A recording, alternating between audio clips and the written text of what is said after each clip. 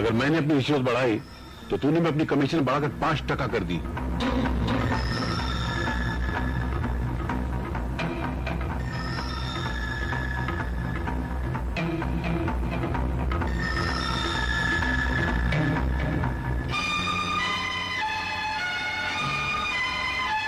अब भी कहेंगे आप, आपका दिल साफ है? उस दिन मैंने आपको एक बेटे की हैसियत से सवाल किया था और आपने झूठ बोलकर अपने गुनाहों पर पर्दा डाल दिया। लेकिन आज मैं सबूत के साथ आया हूं। इस टेप में आपके सारे कारनामों की दास्तां आप ही की आवाज में मौजूद है। क्या आप भी अपनी सफाई में कुछ कहना चाहेंगे आप?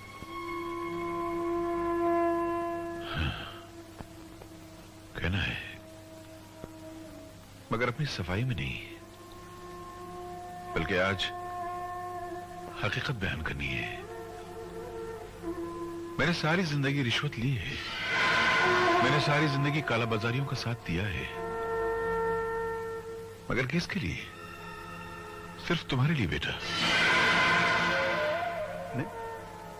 मेरे लिए? हाँ बेटे, सिर्फ तुम्हारे लिए। वरना रिश्वत के पैसे से आज तक मैंने अपने लिए क्या खरीदा है? मैं तो आज तक वही पुरानी पतलून, यही पुरानी कमीज पहनकर ऑफिस जाता हूं, यही पुरानी साइकिल लेकर इसी पर बैठकर ऑफिस जाता हूं। अपने लिए क्या खरीदा मैंने? जवानी से लेकर बुढ़ापे तक काला बाजार के मैदान में कोलू के बैल की तरह चक्कर काट काट के जो पैसे निकालता रहा, सिर्फ तुम्हारे लिए। क्या जरूरत थी? मैंने तो आपसे कभी नहीं कहा कि मुझे दौलत चाहिए या ऐशो आराम चाहिए। तुम होते तो कहते ना। रिश्वत की यह कहानी तो तुम्हारे पैदा होने से पहले ही शुरू हो गई थी। अगर मैं अस्पताल में उस लालची डॉक्टर को रिश्वत न देता तो न तुम्हारी मां का ऑपरेशन होता और न तुम जिंदा पैदा होकर इस दुनिया में आए होते। और रिश्वत, जैसे आजकल की इज्जत की जबान में डोनेशन कहा जाता है, अगर मैं वो डोनेशन न देता ना तो तुम्हें किसी भी अच्छे स्कूल में दाखिला न मिलता। वही डोनेशन अगर मैं कॉलेज में न देता तो तुम्हें किसी भी अच्छे कॉलेज में दाखिला न मिलता। आज जो तुम पढ़ लिखकर समाज में, सोसाइटी में इज्जत की जिंदगी गुजार रहे हो, उसके लिए पैसा लगता है, मुफ्त में नहीं आता है। मैं नहीं मानता इस बात को। और गरीब माँ बाप अपने बच्चों को पढ़ा लिखा कर कैसे बड़ा करते हैं? हाँ तो जाओ पूछो उन गरीब माँ बाप से कि वो अपनी औलाद को कैसे बड़ा करते हैं। कश्मीर से लेकर कन्याकुमारी तक हिंदुस्तान के एक गांव में जाओ, एक एक शहर में जाओ, कि गरीब के घर में जाको, पूछो उन गरीब माँ बाप से कि वो अपनी औलाद को बड़ा करने के लिए क्या करते हैं। तब वो तुमको बताएंगे कि वो हर सुबह जिंदा होते हैं और हर शाम को मर जाया करते हैं। पूछो उनसे कि उनकी कितनी औलादों को डिग्रियां नसीब होती हैं, और अगर डिग्रियां नसीब होती है तो कितनों को नौकरियां मिलती हैं। तो वो तुमको बताएंगे कि हजारों में एक, और वो भी बड़ी मुश्किल से नसीब होती है। इसलिए बेटा, इस घिनौने माहौल में, इस रिश्वत के समाज में अगर इज्जत की जिंदगी गुजारनी है तो अपना सीना चीर कर, अपने जमीर को कत्ल करके, अपनी रूह को मार के उसकी लाश को रिश्वत के कदमों में डालना पड़ता है, तब जाकर इंसान ये जिंदगी गुजार सकता है जो तुम गुजार रहे हो। नहीं चाहिए मुझे ऐसी जिंदगी। नफरत है मुझे ऐसी जिंदगी से। तुम्हारी तो शादी भी नहीं हो सकती थी। संपत सेठ एक मामूली क्लर्क के बेटे के साथ अपनी बेटी की शादी के लिए राजी नहीं था।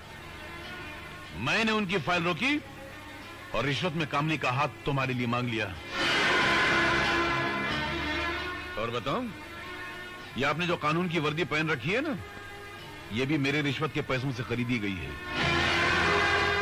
वरना तुमसे ज्यादा काबिल लड़का विजय रह गया और तुम्हें पुलिस इंस्पेक्टर की नौकरी मिल गई। ऐसा कभी हो सकता है? इसलिए बेटा, मैंने सारी जिंदगी जो बेईमानी का बोझ उठाया, काला बाजार किया, वो सिर्फ तुम्हारे लिए, तुम्हारी खुशियों के लिए। हाँ, मेरी खुशियों के लिए किया। वो बिल्डिंग जिसके गिरने से सैकड़ों लोग मर गए, वो भी आपने मेरी खुशियों के लिए किया। उनका खून आपने और आपके साथियों ने मिलकर मेरे लिए बहाया। आज मुझे अपने आप से घिनाने लगी है कि मैं आपका बेटा हूं। ऐसा लगता है कि मैंने जिंदगी में कुछ नहीं किया। जो कुछ भी मुझे हासिल हुआ है वो सब दूसरों से छीना हुआ है। मेरा अपना कुछ भी नहीं। मैं ये सब तो वापस नहीं कर सकता, लेकिन आपको गिरफ्तार करके इसका प्रायश्चित जरूर कर सकता हूं। मैं नहीं जानता था कि मैं अपनी औलाद को जो वर्दी खरीद के दे रहा हूं, एक दिन उसी को पहनकर वो मुझे गिरफ्तार करने आएगा। अपनी अपनी तकदीर लो, पूरी कर लो अपनी तमन्ना।